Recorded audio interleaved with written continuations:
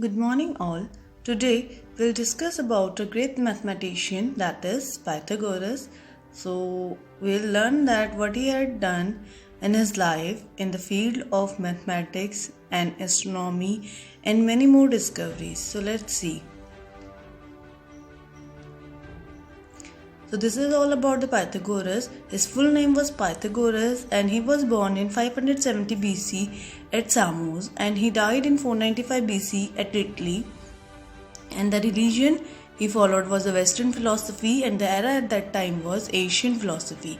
As we know, he is a great mathematician. So also his interest was in ethics, politics, metaphysics, mysticism and religion. And his major work in discovery were mathematics, music, cosmology. So when we talk about his appearance, we can see in the picture that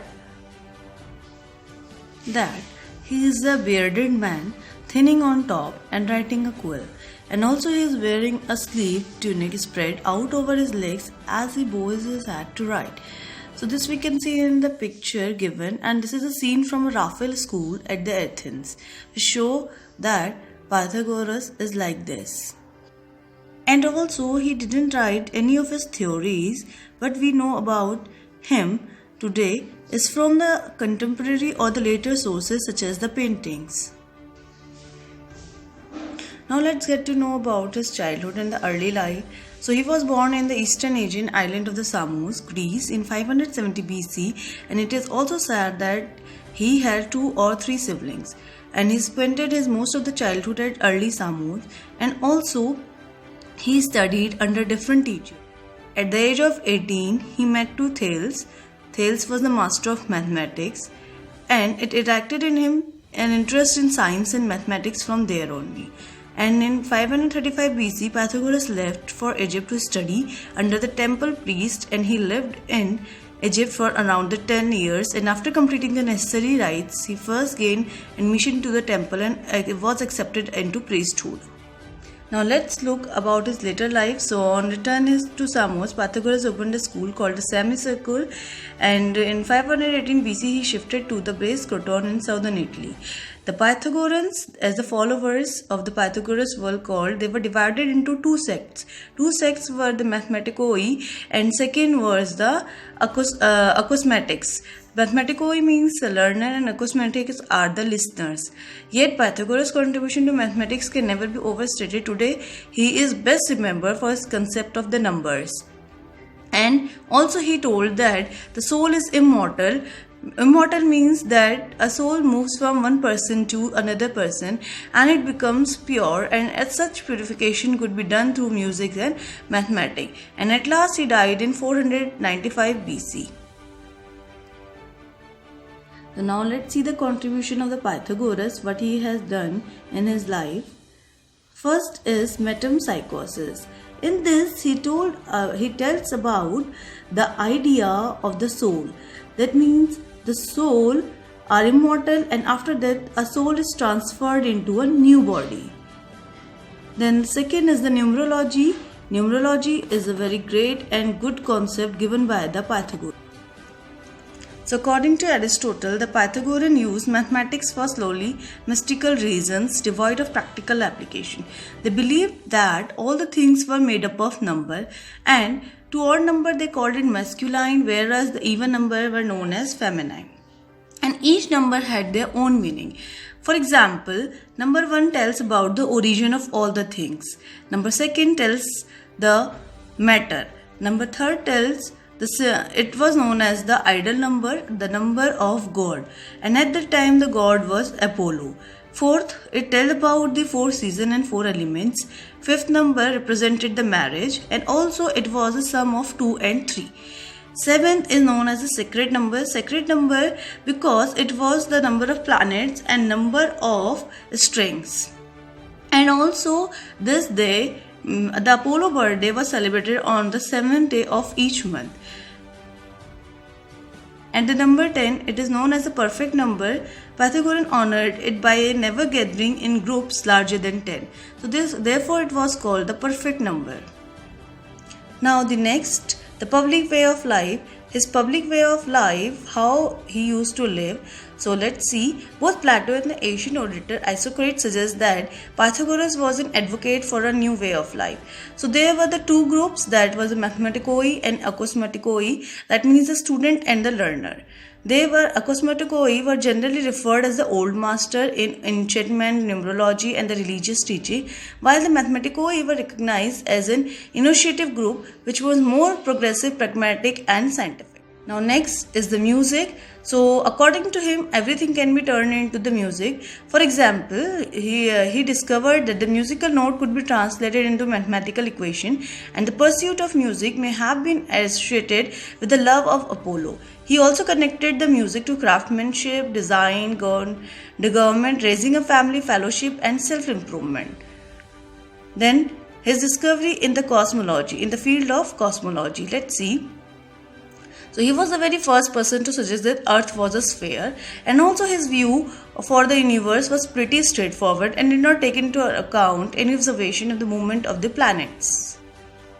And also, it had the belief that the Earth, planet and stars all circled in a central frame, and night and day was caused because of this movement.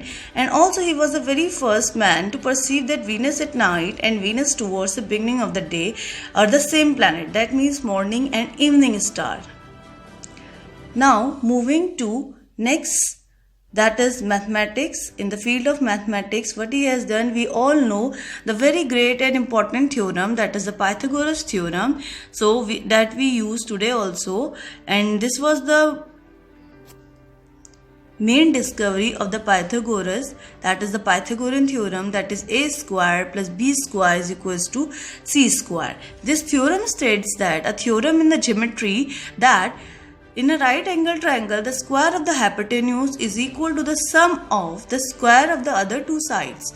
Even this hypothesis was also put forward by the Babylonians, but the Pythagoras was the first to demonstrate it. Now let's see its proof, how it had been proved. This is an animated video which explains the proof of Pythagoras theorem. Let's see. What do Euclid, 12-year-old Einstein, and American President James Garfield have in common? For the famous Pythagoras theorem, the rule that says for a right triangle the square of one side plus the square of other side is equal to the square of the hypotenuse. In other words, a square plus b square is equals to c square. This statement is one of the most fundamental rules of geometry and the basis for the practical applications like constructing stable buildings and triangulating GPS coordinates. The theorem is named for Pythagoras, a Greek philosopher and a mathematician in the 6th century BC, but it was known more than 1,000 years earlier. A Babylonian tablet from around 1800 BC lists 15 sets of numbers that satisfy the theorem. Some historians speculate that ancient Egyptian surveyors used one such set of numbers 3, 4 and 5 to make the square corners. The theory is that surveyors could stretch a knotted rope with 12 equal to form a triangle with a side of length 3, 4 and 5. According to the converse of the Pythagorean theorem, that has to make a right triangle and therefore a square corner, and the earliest known Indian mathematical texts written between 800 and 600 BC state that a rope stretched across the diagonal of a square produces a square twice as large as the original one. The relationship can be derived from the Pythagoras theorem. But how do we know that the theorem is true for every right triangle on a flat surface? That is, a square plus b square is equals to c square. Because now we can prove it, and use existing mathematical rules to demonstrate that the theorem must hold true all the time. One classic proof often attributed to Pythagoras himself. He uses a strategy called proof by rearrangement. Take 4 identical right triangles with side length A, B and hypotenuse length C. Now arrange them so that they hypotenuse to form a tilted square and the area of that square is C square. Now rearrange the triangle into 2 rectangles.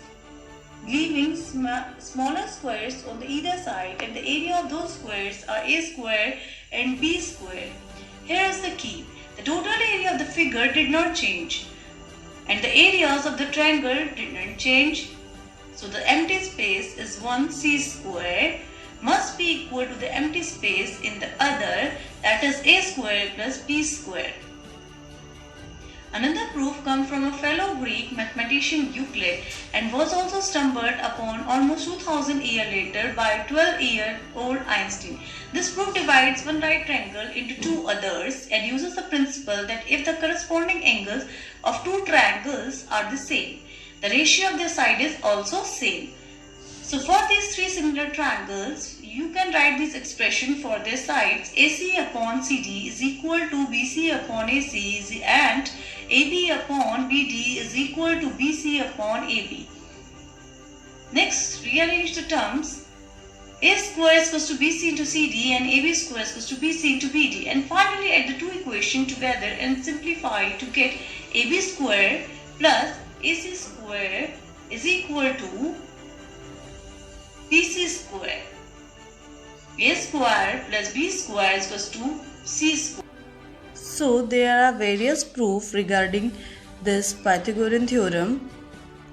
I hope it is clear to you all how it was discovered and what is its proof. Now let's moving to the next, that is Greek reasoning.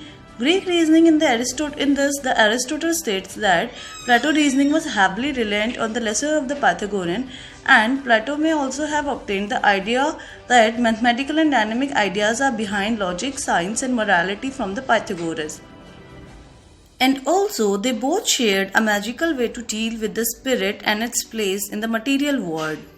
So this was the Greek reasoning. Now moving to the next, about his philosophy, Pythagoras established the mysterious society of the Pythagorean in the southern Italy, and he put forward a hypothesis that stated that everything known to humankind could be clarified with the numbers, explicitly entire number. And also even today, when we use the numbers for everything from working out wind speed in a storm to calculating the speed of light, to the speed of a vehicle. So this was his philosophy regarding the number, that everything could be turned into the number and into equations. Now moving to the next, about these are his some sayings like learn to be silent, let your quiet mind listen and observe. Next, these are other sayings. He could recite many poems, so therefore he has written so many things, and these are his sayings. Now moving to his death, at last, like the more geniuses, Pythagoras also created many enemies. One of them instigated the mob against him and set the fire to the building where they were staying. However, he was able to escape. He then went to the Melitopon and starved himself to death, and finally he died in 495 BC. So this was all about him. So today we learn about the Pythagoras and his discoveries that are, I hope it is all clear to you and you get the topic very well. Thank you.